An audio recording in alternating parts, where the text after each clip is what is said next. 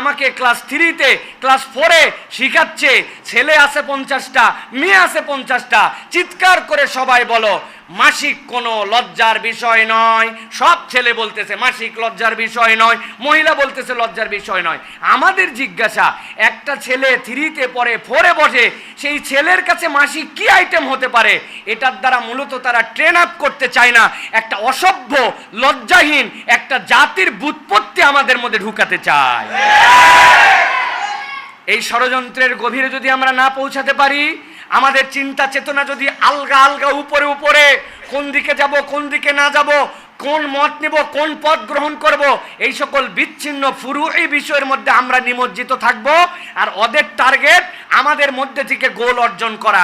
শরীফ শরীফার গল্প যেটা ছিল, সাম্প্রতিক সময়ে আপনারা জানেন পাঠ্যপুস্তক থেকে এটাকে বের করে দেওয়া হবে, এরকম একটা সিদ্ধান্ত হয়েছে।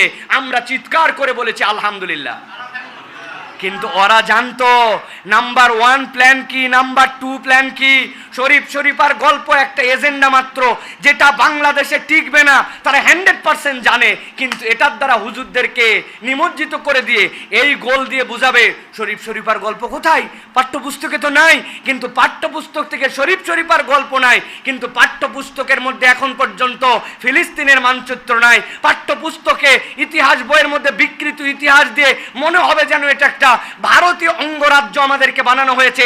এখানে ইখতিয়ারউদ্দিন মোহাম্মদ বিন বখতিয়ার খিলজি নাই, এখানে শাহজালাল নাই, এখানে শাহপরান নাই, এখানে শাহ মখদুম নাই, এখানে ওলিয়া উলিয়ার ইতিহাস নাই, এখানে ইসলামের ইতিহাস নাই। তারা আমাদেরকে ইতিহাস বিকৃতি দিচ্ছে।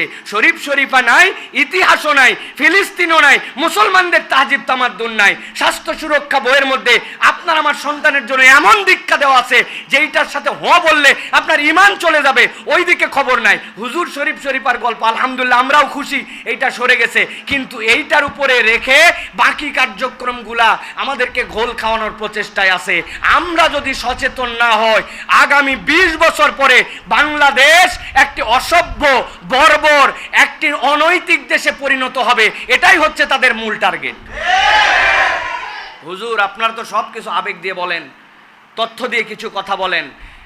1979 সাল আমেরিকা একটা গবেষণা করছে। আমেরিকার গবেষণার বিষয় হচ্ছে তাদের পরিবারের বেস কি। ভালো করে বোঝেন, যে কথা বলছে এগুলো গুগল করে সার্চ করে বের করে নেবেন। WHO এর তথ্য অনুযায়ী এবং যে স্ট্যাটিস্টিক্স, এই সার্চগুলো আপনারা দেখতে পাবেন। 1979 সালের গবেষণায় আমেরিকার পরিবারের ভিত্তি হচ্ছে 42%। কত পার্সেন্ট? কি ধরনের পরিবার? লজ্জা পাবেন না। পরিবার হচ্ছে স্বামী চলে গেছে বাড়ির থেকে, মা আর ছেলে থাকে, ওটার নাম পরিবার। বাপ নাই, মা আর ছেলে আছে, ওটা পরিবার। মা চলে গেছে, ওই পরিবারের মধ্যে মা চলে যাওয়ার পরে মেয়ে আর বাপ থাকে, ওটাও তারা কাউন্ট করছে পরিবার। বাপ মা দুইজনই রাগ করে চলে গেছে, চলে যাওয়ার পরে ওই পরিবারের মধ্যে শুধু ভাই আর বোন আছে, ওটাও পরিবার। এইগুলো সব কাউন্ট করে তার পরিবারের ভিত্তি 1979 সালে 42%। আপনি কল্পনা করেন এই পরিবারের ভিত্তি কেন তার স্ট্যাটিস্টিক্সে দেখালো? তাদের সমাজের মধ্যে যে অসভ্যতা, যে অনাচার, যে অজাচার, যে কালচারগুলো তারা দাঁড় করাইছে, এটা পরিবারকে টিকায় রাখে না। ওরা তখন হিসাব করে দেখছে মুসলিম যে সকল সমাজ, আফ্রিকার দরিদ্র পীড়িত সমাজ, মধ্যপ্রাচ্যের তাদের ভাষায় অশিক্ষিত সমাজ, এই আমাদের সাবকন্টিনেন্টের মুসলিম পরিবার ভিক্ষা করে আনে, কিন্তু তার পরিবারকে কখনো দূর করায় না। ভিক্ষা করে নিয়ে এসে তার ছেলে মেয়ে সহ এক পরিবারে থাকে। এদের পরিবারের বেস কি?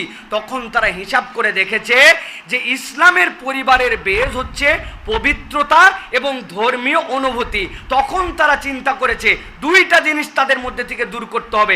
একটা পবিত্রতার সাথে যে লজ্জাশীলতা, এইটা দূর করতে হবে, আর ধর্মীয় অনুভূতি এবং অনুশাসনের যে বিধিবিধান, এইগুলা দূর করতে হবে। নচেত পরিবারের বন্ডিং ঠিক থাকলে এই মুসলমানদেরকে কখনো অন্য কিছু গিলানো যাবে না। সমন্বয় দেখেন, মিল দেখেন। ইসলামের যে ফেকা আমরা পড়ি, ফেকার মধ্যে হায়েজের মাসলা আছে না? কথা বলেন, আছে না? নিফাসের মাসলা আছে না? ছেলেদের যদি স্বপ্ন দোষ হয় তাহলে স্বপ্ন দোষ থেকে সে কেমন করে তাহারাত অর্জন করবে, মাসলা আছে না? আমাদের ফিকার মধ্যে তো ক্লাস 7-এ পড়ানো হয়। তাহলে তারাও তো একই কথা বলতেছে যে পিরিয়ড নিয়ে আমরা লজ্জা করব না, এগুলোর থেকে বের হয়ে আসতে হবে। তাদেরটার আমাদেরটার পার্থক্য, আমাদের এই সকল মাসলার সাথে পবিত্রতার সম্পর্ক জড়িত, আর তাদের এই সকল শিক্ষা দীক্ষার সাথে বেহায়াপনা ছড়িয়ে দেওয়ার টার্গেট জড়িত। আমাদের পবিত্রতা কি? ওই ছেলের মিনিস্ট্রেশন, মেয়ের মিনিস্ট্রেশন হয়ে গেছে, কেমনে কয়দিন পর্যন্ত মুদ্দাত কত, কিভাবে পবিত্র হবে, এই শিক্ষা দেওয়া হয়। কিন্তু তাদের শিক্ষার টার্গেট এইটা নয়, তাদের শিক্ষার টার্গেট হচ্ছে হায়া এবং লজ্জাশীলতাকে তুলে দেওয়া। 2 নম্বর বিজনেস পলিসি, এই যে মিনিস্ট্রেশনের যে সকল আইটেম বিক্রি করা হয়। আচ্ছা, আমাদের আজ থেকে 200, 300, 400 বছর আগের থেকে আমাদের যে সমাজ আমরা দেখতে পাচ্ছি, আমি আরও পিছনে গেলাম না, এই সমাজের ধারাবাহিকতায় আমাদের মা বোনেরা তারা নিজেরা যে পবিত্রতা অর্জন করেন, আমি আপনাদের কাছে জিজ্ঞাসা করতে চাই, আচ্ছা যারা এই মিনিস্ট্রেশন নিয়ে, এই পিরিয়ড নিয়ে এত দূর কথা বলতেছে, আমার জিজ্ঞাসা যে এদের দ্বারা জীবনে কোনো বিজ্ঞাপনে কোনো কিছুতে আপনারা কোনো প্রসূতি মা যদি পিরিয়ডিক্যাল তার যে রক্ত প্রবাহিত হয়, ইসলামের ভাষায় যেটাকে আমরা নেফাস বলি, এই নেফাস থেকে পবিত্রতা হওয়া নিয়ে কোনো ধরনের প্যাড, ন্যাপকিন এইগুলোর বিজ্ঞাপন আপনারা শুনছেন? আচ্ছা, এইটা তো 3 দিন থেকে 10 দিন মাসে, আর ওইটা তো 40 ডেজ পর্যন্ত হতে পারে, তো ওইটার বিপক্ষে কথা বলে না কেন? ওই সময় তো আরও বেশি, তার কোলের কাছে একটা শিশু আছে, পরিবারে অনেকে দেখতে আসবে, এই সময় তো তার কিছু নাই, সে একা একা, কিন্তু ওই সময় তো একটা হাসপাতালে থাকবে, বাড়িতে আসবে, বাচ্চা একটা থাকবে, দুগ্ধ পশু শিশু থাকবে, তার আরও সন্তান থাকতে পারে, ফ্যামিলির লোকজন আসবে, ফ্যামিলির একই বাথরুম ব্যবহার করা লাগতে পারে।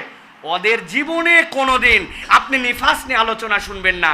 এই সূক্ষ্ম বিষয়গুলোর দিকে যে আমরা মনোযোগ দেই, তাহলে বোঝা যায় যে আমাদের জাতিসত্তাকে কিভাবে তারা ধ্বংস করবে, এই ধ্বংস লীলার নীল নকশা আমাদের সমাজের শিক্ষা ব্যবস্থার মাধ্যমে দেওয়া হচ্ছে।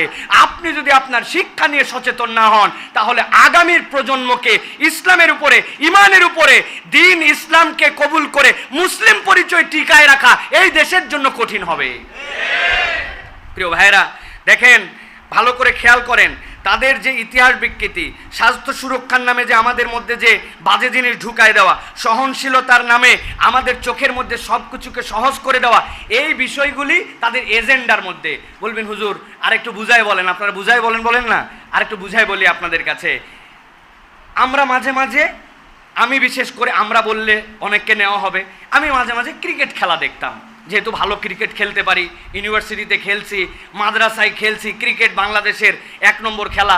যদিও গতকালকে আমি সকালে আসার সময় দেখলাম যুক্তরাষ্ট্রের মতো একটা নাবালক দেশের কাছে বাংলাদেশ হারে গেছে বলে, যাদের দেশের কোনো প্রতিনিধিই নাই, একটা ইন্ডিয়ার থেকে হায়ার করে নিছে, একটা পাকিস্তান থেকে, একটা অমুক দেশে, সব নিয়ে একটা ভোগাস দল বানায়, সেটাও নাকি পারে না, এরা নাকি সারা জীবন খালি ক্রিকেট খেলে।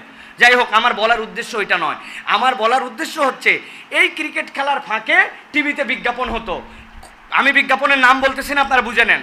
2-1টা বিজ্ঞাপনের সময় পাশে বড় ভাই থাকলে আমরা মিশামিশি ওভারলুক করার চেষ্টা করতাম, ওদিকে তাকাতাম না, এরকম করে মুখ ফিরাই নিয়ে বলতাম হ্যাঁ তাহলে পরের ওভারে যে কী হবে। আসলে উদ্দেশ্য ওই বিজ্ঞাপন আমি বড় ভাইয়ের সাথে দেখতে পারতেছি না, আমার এত লজ্জা লাগতেছে।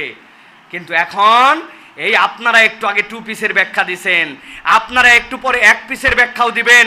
আমি জানি আপনার আমার কাছে এই অসভ্যতা, এই বেহায়াপনা এমনভাবে থিতু করানো হয়েছে যে একজন ইমানদারও এখন ওইটাকে সহনীয় পর্যায়ে নিয়ে ফেলছে, ঠিক কিনা?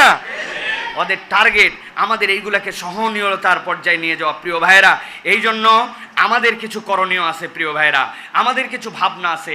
1 নম্বর ভাবনার কথা বলবো, আল্লাহ কুরআনুল কারীমের মধ্যে বলেছেন, দুনিয়ার মানুষ শুনে রাখো, ওয়াকালু লাউ কুন্না নাসমাউ আও নাআকিলু মা কুন্না ফি আসহাবিস সাঈর।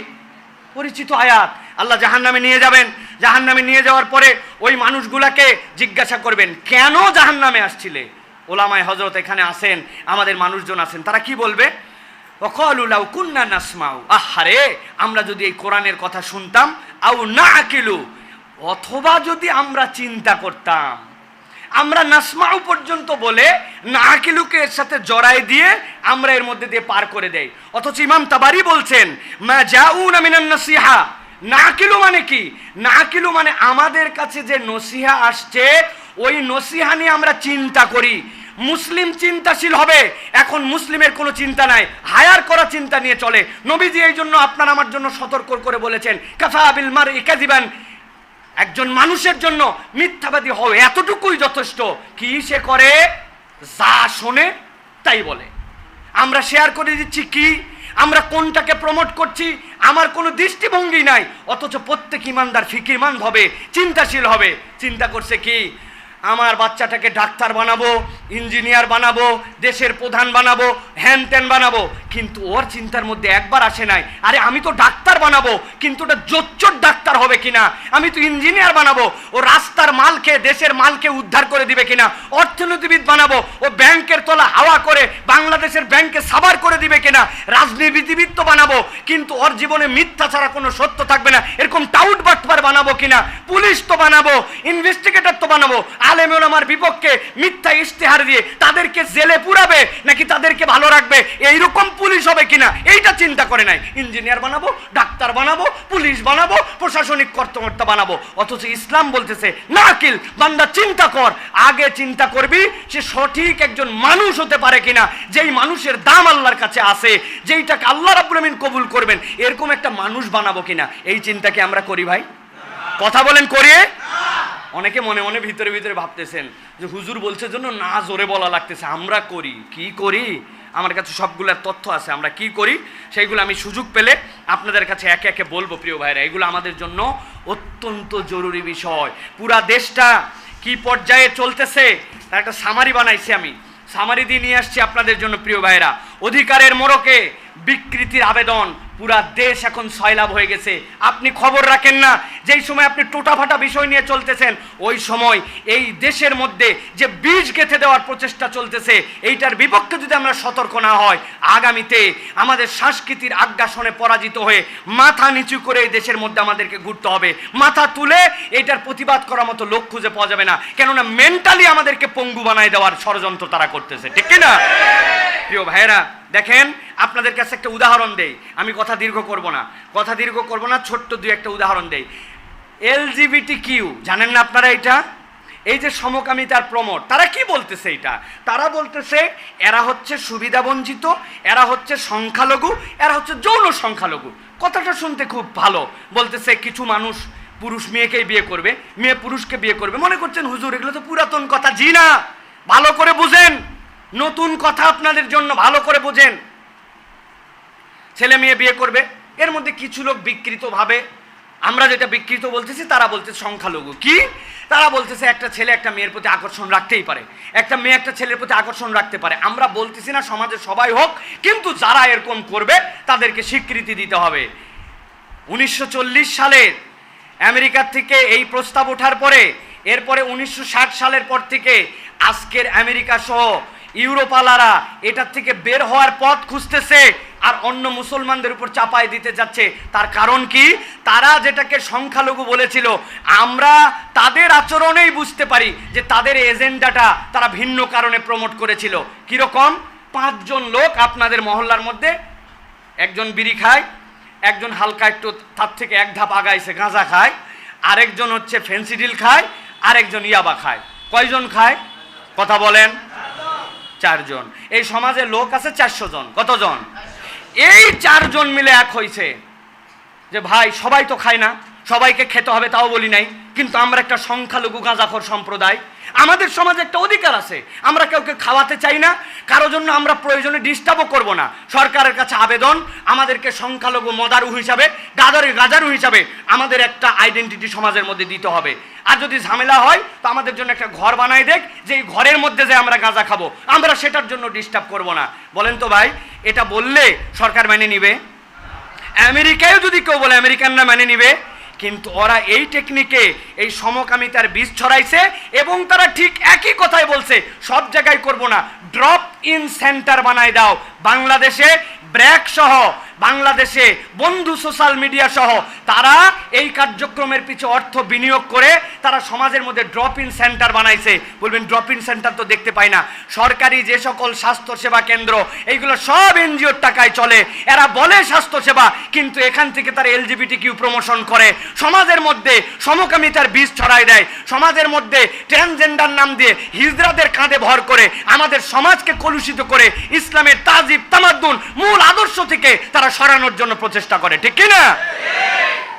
আপনি আছেন উমুক শাইকের পিছে বাঁশ দেওয়ার জন্য তুমুক আইটেম নিয়ে, আপনি লোক খুঁজে পাবেন না বাঁশ দেওয়ার এক সময়। এই মানুষগুলোকে বেঈমান বানানোর কার্যক্রম নেওয়া হয়েছে। আপনার কথা হবে এইগুলার বিপক্ষে, এইগুলা না বলে হুজুরে কাদা সরাসরির চর্চা চলতেছে, ঠিক কিনা? আল্লাহ এদের থেকে আমাদেরকে হেফাজত করুক প্রিয় ভাইয়েরা। আমি আপনাদের কাছে সর্বশেষ একটা আশার বাণী শোনাবো এবং একটা কথা বলে শেষ করব। আল্লাহ রাব্বুল আলামিনের কোরআনুল কারীমের একটা আয়াতে কারিমা আমি আপনাদের কাছে তেলাওয়াত করেছি। সূরা হামিম সিজদা আল্লাহ রাব্বুল আলামিন বলছেন, ইন্নাল্লাযীনা কাফারু বিযিকরি লাম্মা জাআহুম, তোমাদের মধ্যে থেকে যারা কুফরি করে এরপরে আসার পরে এই কিতাবের ব্যাপারে তারা কথা বলে, মন্তব্য দেয়, ধারণা করে, আল্লাহ রাব্বুল আমিন বলছেন এ নিয়ে চিন্তা করার কোনো কারণ নাই। ওয়া ইন্নাহু লাকিতাবুন আজিজ, এটা মহা পরাক্রমশালী রবের পক্ষ থেকে আসা কিতাব। লা ইয়াতিহিল বাতিলু মিন বাইনি ইয়াদাইহি ওয়ালা মিন খালফি তানজিলুম মিন হাকিমিন হামিদ। আল্লাহ বলছেন আমি গ্যারান্টার হলাম এই কোরআনের সামনে থেকে, পেছন থেকে, কোনো দিক থেকে কোনো বাতিল ঢুকতে পারবে না, এটার ক্ষতি করতে পারবে না। এটা বলার উদ্দেশ্য কি রব্বুল আলামিনের? আল্লাহ রাব্বুল আলামিনের কোরআনকে আল্লাহ রাব্বুল আলামিনের সংরক্ষণ করা না। তাফসীরের মধ্যে আসছে, মুফাসসিররা ব্যাখ্যা করছেন, বান্দা যখন এইটা ধারণ করবে, এই কোরআনকে ধারণ করে নেবে, কোরআন ধারণ করলে ওই ব্যক্তির মধ্যে আল্লাহ রাব্বুল আলামিনের পক্ষ থেকে এমন নিরাপত্তা আসবে, ওই ব্যক্তিকেও আল্লাহ রাব্বুল আলামিন দুনিয়ার কোনো বাতিলের হাতে কখনো পরাজিত হতে দিবেন না। সুবহানাল্লাহ। এখন আমাদের জিজ্ঞাসা, আমরা কি আমাদের নিজেদের দাম জানতে পারছি ভাই? ভালো করে বলেন, জানতে পারছি? এই যে আমার হাতে একটা ঘড়ি আছে, যেই জায়গাতে আমি অজু করতে যাই আমার স্বভাব হচ্ছে ঘড়ি খুলে অজু করা। এখন অজু করার পরে ঘড়ি ম্যাক্সিমাম জায়গায় ছাড়া পড়ে, দৌড়াই আসছে একজন, সাইফুল্লাহ ভাই এই যে আপনার ঘড়ি ছাইরে গেছিলেন, একটু পাট নিয়ে বলতেছে, যেহেতু আমার ঘড়িটা পৌঁছায় দিয়েছে। আমি জাযাকাল্লাহ খায়ের, শুকরিয়া ভাই, আপনি না দিলে আমার গেছিল। ওই লোক খুব খুশি। আসার পরে গাড়িতে উঠে মনে মনে ভাবতেছি লোকটা দিয়ে ভালোই করছে, কিন্তু আমার ঘড়ি যদি হারাতো কত লস। গুলিস্তান থেকে পছন্দ হয়েছে, কিনছি 240 টাকা দরাদরি করে। লস কত? 240। হাসতেছি, যদি হারায় 240। আরেকটা লোক হাতের মধ্যে একটা আংটি আছে, এটা হচ্ছে হোয়াইট গোল্ড, মাথার মধ্যে একটা পাথর আছে, এটা হচ্ছে ডায়মন্ড, আংটিটার দাম 50,000 টাকা। এই বেচারি বাজার করতে গেছে একদিন সাভারে। বাজার করতে যাওয়ার পরে আল্লাহর কি কাজ, ওই বাজারের মধ্যে এক লোক আসছে, যেই লোককে আমাদের এলাকায় বলে লক্ষ্মী টেরা। চিনেন আপনারা লক্ষ্মী টেরা মানে কি ভাই? এই যে দুই মণি সোজা না হয় একটা মণি একটু বাঁকা, এদিক তাকায় থাকে কিন্তু দেখে কোন দিক? এদিক। এখন ওই লোক দেখতেছে কিরে, আসার পরের থেকে এই লোক খালি আমার আংটির দিকে তাকায় আছে। বুঝে থাকলে বলেন তো ওই লোক আংটির দিক তাকায় আছে? কিন্তু অনেকক্ষণ এরকম করে থাকার পরে ও চিন্তা করছে, না জানি বাবা আংটির দাম কি জানিয়েই ফেলছে নাকি, রিক্সে যাওয়ার দরকার নয়। আস্তে করে হাত নিচু করে শুট করে আংটি খুলে পকেটে রাখে, এখন গাল নাড়ায় ওই লোকে বুঝাচ্ছে যে আমার হাতে আংটি নাই। তখনও দেখে ওই লোক এরকম করে তাকায় আছে।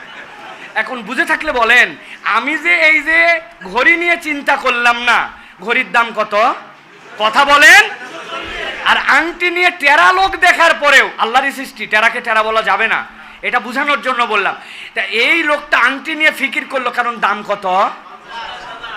এখন মুসলমানদের কাছে সবচেয়ে দামি সম্পদ কি, এইটা যদি আপনি বুঝতে পারেন তাহলে আপনি ওইটার মূল্যায়ন দিবেন।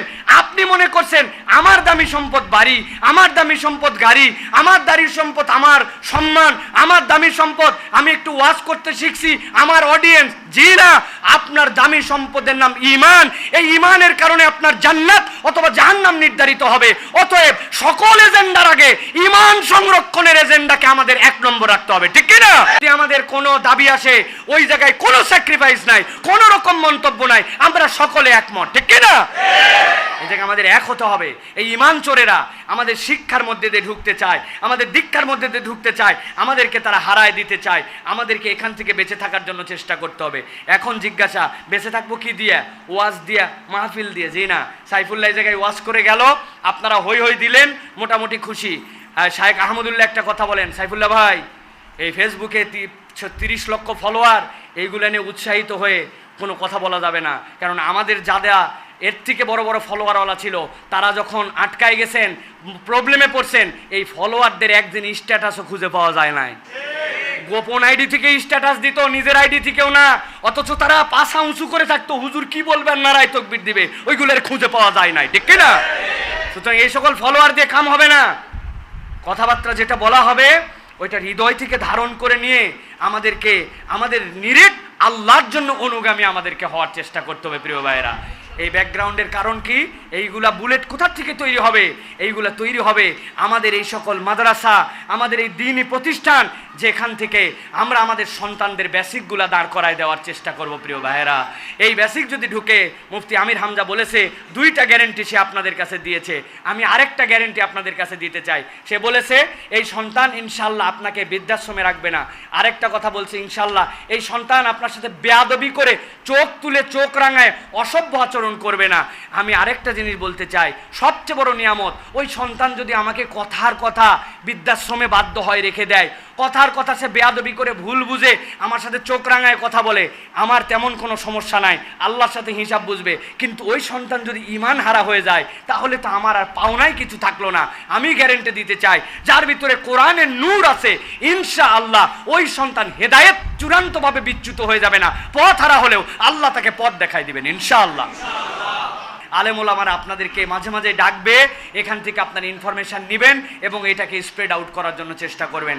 আল্লাহ এই উম্মাকে রক্ষা করেন, আমাদের দেশকে রক্ষা করেন। আমাদের দেশ নিয়ে যারা গভীর ষড়যন্ত্রের রাজনীতি খেলতেছে, যারা আমাদেরকে অসভ্য বানায় দিতে যাচ্ছে, যারা আমাদেরকে হায়া শরম উঠাই দিতে যাচ্ছে, আল্লাহ এদেরকে বুঝ দেন, অথবা এদেরকে আল্লাহ রাব্বুল আমিন ধ্বংস করে দেন। এদের ফিতনা থেকে আমাদেরকে রক্ষা করেন। হাযা মা ইনদি ওয়াল ইলমু ইনদাল্লাহ। সুবহানাকাল্লাহুম্মা বিহামদিকা আশহাদু আল্লা ইলাহা ইল্লা আনতা আস্তাগফিরুকা ওয়া আতুবু ইলাইক। ওয়াসসালামু আলাইকুম ওয়া রাহমাতুল্লাহি ওয়া বারাকাতুহু।